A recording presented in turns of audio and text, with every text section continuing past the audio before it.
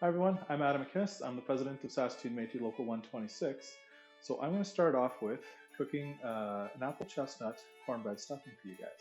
Before we started into that, I wanted to provide you guys a little bit of a bonus recipe, if you will, just something for me to enjoy while I'm going through and cooking this stuff today. So what I'm going to make to start off with is a quick hot apple cider.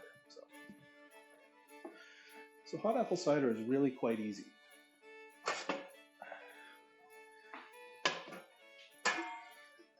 The recipe that I use calls for 3 liters of hot apple or 3 liters of fresh apple cider. This is stuff that I get from the grocery store. It comes in a 3-liter jug, so it just makes that easy.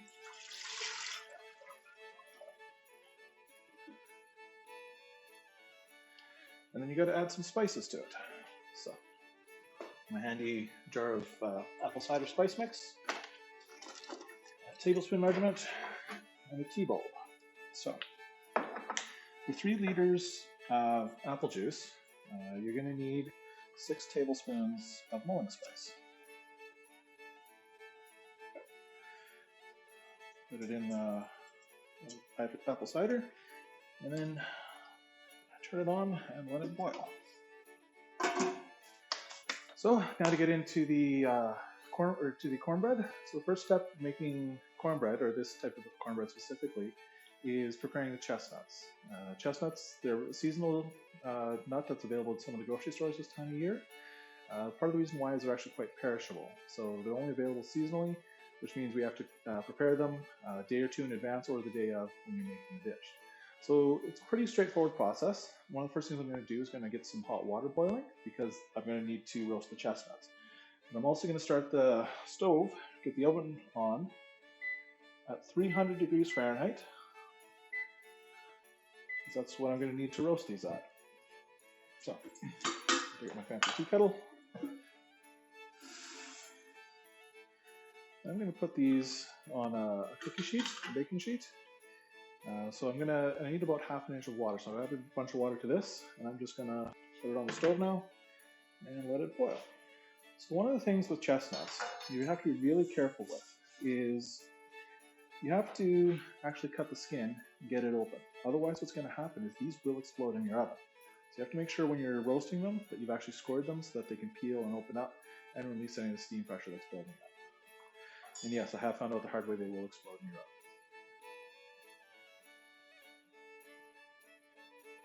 So I'm just scoring them with an X so that they can open up easily. I want to try making the cut a little bit bigger because you're going to have to peel these afterwards.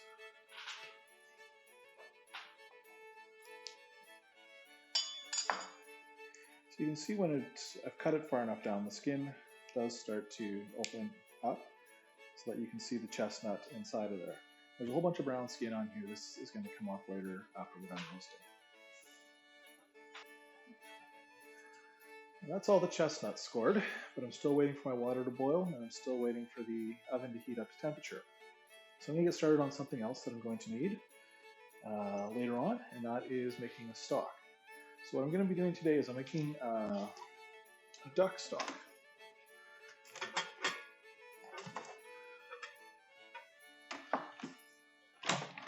So I had some duck bones on hand recently, and I saved them. What I'm going to do is I'm going to add some water to this. Later on, I'll need about 2 cups. I'm going to measure out some water using a measuring cup. I'm going to add a little bit more than 2 cups. I'll add about 3 cups because there's going to be some water lost due to evaporation as this is cooking away on the stove. I just turn it on high until it boils, and then I'm going to turn it down. So the oven is up to temperature now, so I'm going to take my chestnuts, evenly spread them out on the tray here. They don't have to be in any particular pattern, but just kind of give them some even spacing so that the hot air has a chance to work around and get to all the chestnuts. Also make sure they're facing the scored side up. Okay, so that's good. Now the water doesn't have to actually be boiling, it just has to be hot water. And so you want about ½ an inch of water, which is about, I don't know, about a centimeter or so. About there is good. So now this has got enough water in it. I'm going to put it in the oven. And it's going to take about 20 minutes to roast. What you're going to watch for is you're going to watch for the skins to start to look like they're dry, starting to open and peel open. That's when you know they're roasted. So that's going to take about 20 minutes. So I'm going to set a timer here on my oven. Okay. So while the chestnuts are roasting, I'm going to get started on the cornbread. Cornbread actually is a pretty simple recipe. I'm going to bring over my stand mixer here. This is my tray of ingredients here. I'm going to start off with mixing the dry ingredients. We'll start off with, I have 3/4 of a cup of yellow cornmeal. I have 3/4 cup of all-purpose flour. And then on my little plate here, I have 2 teaspoons baking powder, teaspoon of baking soda, or half teaspoon of baking soda, and a half teaspoon of salt. I'm just going to add that in too. Okay. Just because I'm lazy and like to make it, I'm going to mix it with the stand mixer. And while that's mixing, I'm also going to melt 3 ounces of butter, which is about 3/4 of a stick of butter. That's basically mixed. So the next step is to mix together all of the wet ingredients. So get started on that while the butter is melting. So, get in the bowl, and it's for the wet ingredients. There's 3/4 cups of sour cream,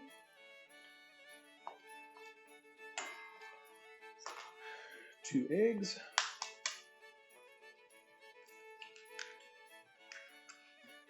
now I used to always, when I was younger, crack on the side of something, but I find sometimes that drives the eggshells in. So if you crack on a flat surface, it's get a little bit easier and you tend to have less problems with eggshells ending up in food.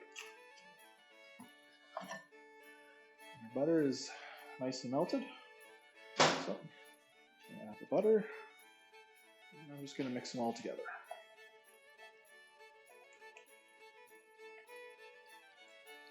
Pour it into the bowl, mixing bowl here.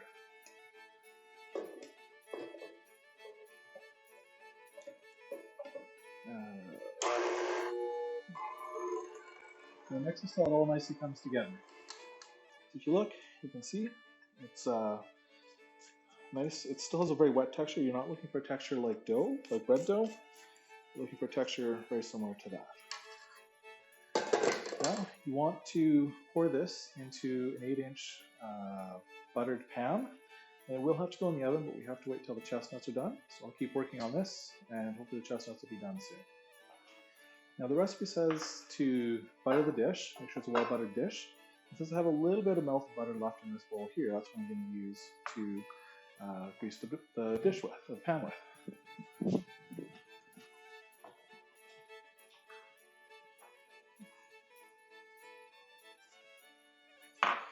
No sense in letting the butter go to waste.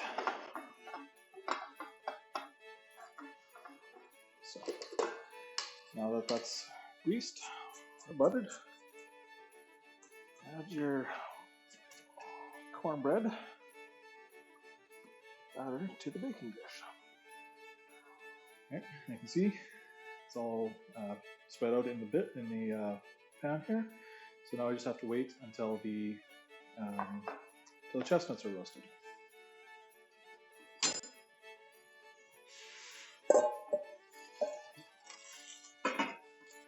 So when your apple starter starts to boil, keeping a close eye on it. Unfortunately, I didn't. I just made a mess all over my kitchen stove here. But when it starts to boil, set the lid off to the side so it doesn't start to overflow. And turn it down just so it's low, and just let it simmer for another 45 minutes or so. And of course, there's always a big blast of steam when you open up an oven, especially when there's water in there, so watch your glasses. So we left the chestnuts roasting for 25 minutes in the oven, and while we were letting the oven get up to 400 degrees to cook the cornbread, we let the chestnuts cool off so they're going to be a little bit easier to handle. They'll still be warm, still be hot enough that we can easily peel them, but give us a little bit of time to let them cool off. So this is going to go in the oven for 25 minutes. 20 to 25 minutes at 400 degrees. And let's see how we do with our chestnuts here.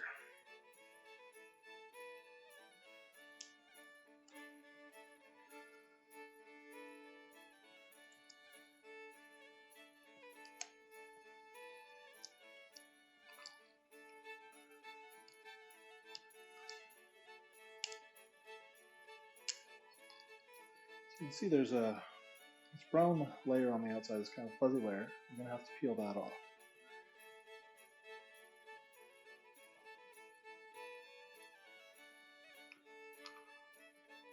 Okay, so cornbread's done cooking. I'm going to pull it out of the oven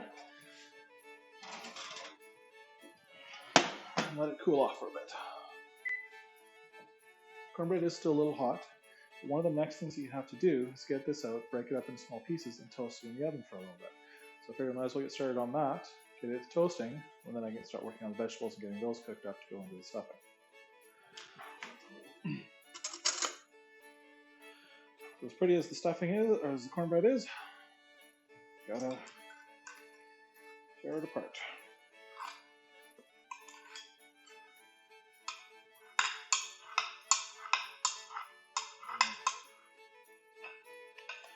Pour it out on my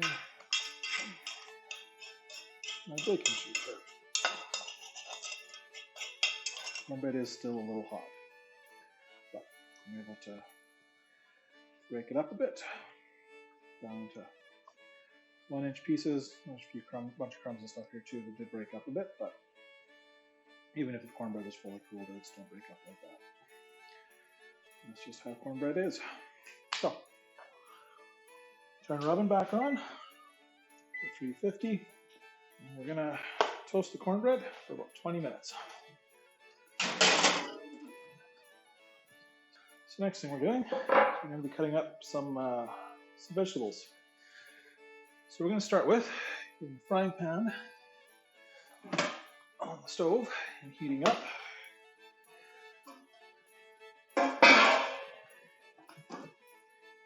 In that frying pan, we're going to melt half a cup of butter. So we're going to start with celery. I've already washed this. Grab a knife.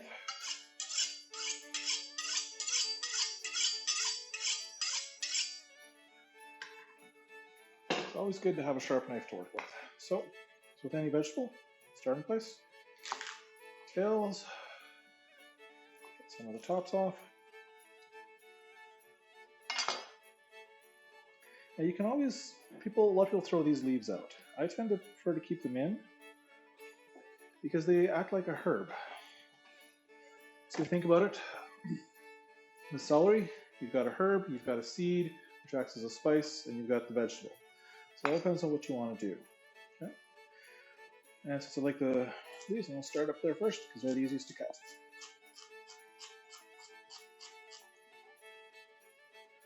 So the pieces got a little big, and I don't really like big chunks of celery in my dressing, or my stuffing, so I'm going to give it another go over.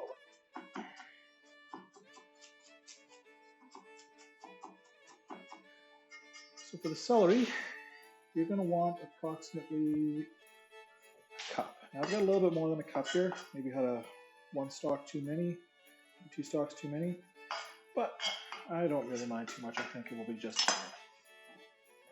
So, got an onion cut up. That butter sounds like it's melting down nicely. So we're just going to stir around a bit. There's still a big chunk of butter in the middle. So when I slice onions, I do it a little bit differently than I find a lot of people do it. What I do, cut the top off, and then I just cut it in half, lay it down flat. Now the nice thing is when you cut something in half and lay it down flat, now you got a solid surface, so you're not trying to cut something that's going to be rocking back and forth. Okay? Now a lot of people, when they use this technique, they slice in to the onion this way, and then this way. Personally, I don't find I really need to slice in this way, because the layers of the onion, they tend to peel off anyways. So, I just mark my cuts. And you can see it does separate quite nicely. And now all I'm going to do is just slice it up. So what you do with these is we're going to cook them up in the butter. And while they're cooking in the butter, frying up in the butter, I'm going to start preparing the apples. So you want a tart apple, you want 2 of them. You want to core them and cut them into about 1/2-inch chunks. Okay? So I'm going to cut them like this, and then cut like that.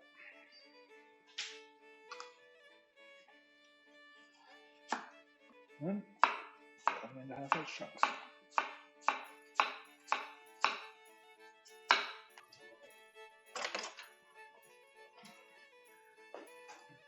With the cornbread, it's a good idea to give it a little bit of a stir through the toasting so that it has a chance to evenly dry out on all sides.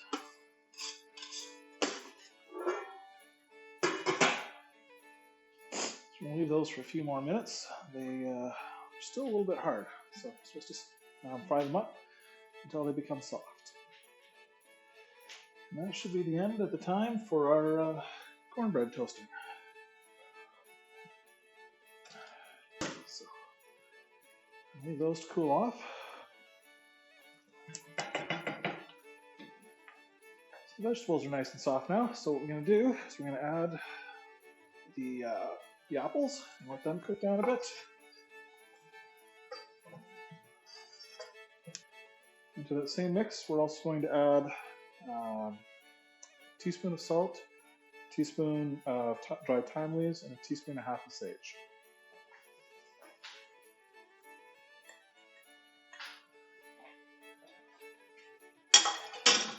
And stir it all together. Now we're going to leave this to stew for 3 to 5 minutes while I get working on the rest of the cornbread here. Now, got some nice dry cornbread here to work with. What we're going to do is add it to our bowl here.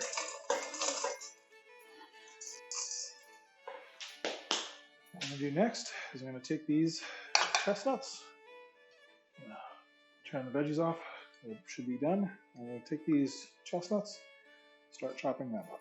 You want to chop them up again into about 1/2-inch pieces, kind of like what you did with the apples.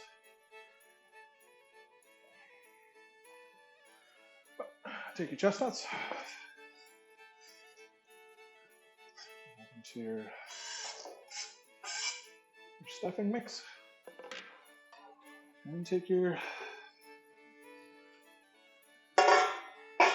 cooked veggies and apples and do the same thing. Add them in.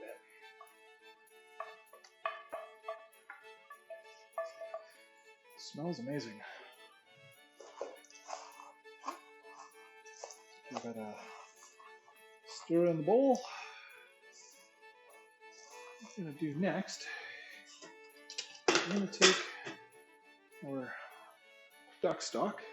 Like I said earlier, we're going to need about 2 cups of duck stock. So I'm going to grab my strainer, 2 cups of stock.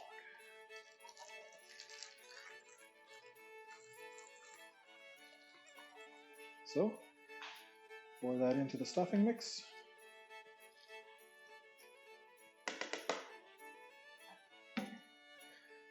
And stir it in. So when you're done, this is what your stuffing mix is going to look like. Okay? Spoon your stuffing mix into the baking dish. Get your oven back on at 350. Gonna get some aluminum foil. And then I'm going to put this in the oven, cook it for 25 minutes to half an hour, covered, and then I'm going to take the cover off, cook it again for another 15 minutes without the cover on, and then she's ready to go. And that's what it looks like.